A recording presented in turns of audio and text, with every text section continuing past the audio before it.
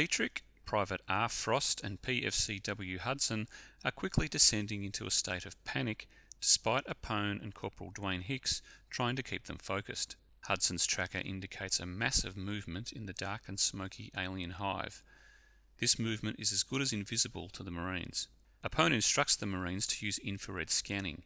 Dietrich looks around the hive, clutching her flamethrower, and comments that maybe they don't show up on infrared at all. Dietrich actually looks at an alien hiding in the hive wall at one point and doesn't see it. So either they really don't show up on infrared, or they have the same body temperature as the hive. Also in regards to temperature, Frost comments earlier on the heat in the hive. Is this heat generated by the hive itself, or the fact that they are located under the AP station's primary heat exchanger? When Dietrich's back is turned, the alien lunges out of the wall and grabs her with its left arm. She reflexively fires her incinerator, engulfing Frost in flame. Frost's flaming form collapses over a safety rail and plummets 3 levels to his death. Dietrich is dragged up the wall kicking and screaming, i.e. alive. The alien seems to lunge out of the wall with its only purchase being the wall itself, i.e. its feet do not touch the floor. This is a similar manner of the attack on Brett on the Nostromo.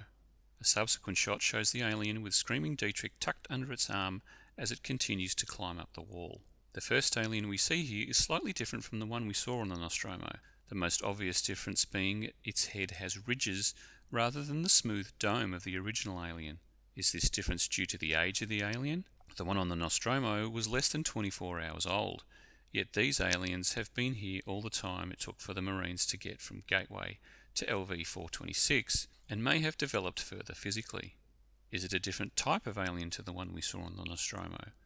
We saw no hive on the Nostromo, yet we do here, hinting that the alien has a social structure similar to insects. Is it a mutation caused by proximity to the AP station's fusion reactor? Or is it simply for camouflage? Smooth domed heads would stick out of the hive wall rather more obviously than ridged heads. Another theory revolves around the ridge-headed aliens being one sex and the smooth heads another, though it seems odd that the ridge and smooth heads are never seen together. And on top of this, the alien life cycle involves a facehugger being the father and the host the mother, so different genders seems a little redundant.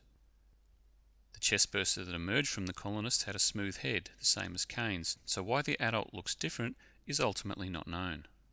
After the attack back in the armoured personnel carrier, Hudson comments that while her signs are very weak, Dietrich is in fact still alive. A brief discussion about the merits of going in after her is quashed when Weyland-Yutani advisor Lieutenant Ellen L. Ripley informs them Dietrich is just being cocooned just like the other colonists and they can't help her.